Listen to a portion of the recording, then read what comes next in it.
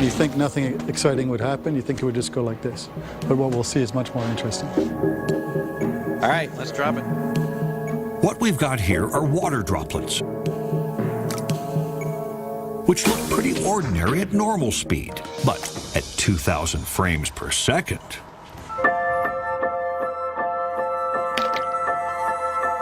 Maybe mathematician John Bush can explain to us just how a drop can bounce. Whoa, whoa, whoa. That is so cool. And that's just going to float all the way over to here. Oh! Okay, so you're saying that that happens all the time? That's right. Every time a water drop coalesces into water, so every time it rains, a raindrop hits a puddle. Rains. That's raindrops in a puddle. Yeah, so that's billions of times a day.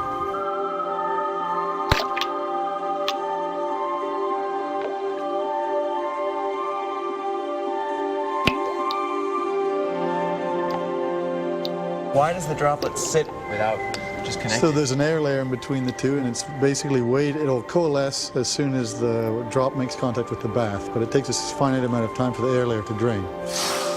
Or for non-PhDs, there's a thin layer of air separating the drop from the water.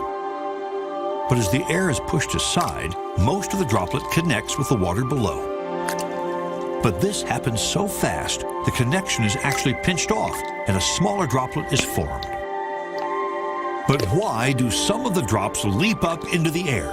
When it coalesces, waves are generated at the point of contact, and they sweep upwards, and they apply a force, which lifts the drop off the surface. And then once again, it's surface tension. It has enough force That's that right. it pulls itself back off. That's exactly right. A tenth of the size. This surface tension is the quality of a liquid that causes the surface layer of that liquid to behave like an elastic sheet.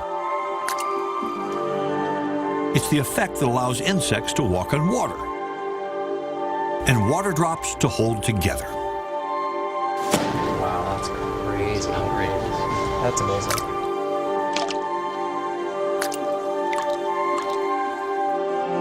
This cycle happens again and again until the droplet is small enough to be completely absorbed.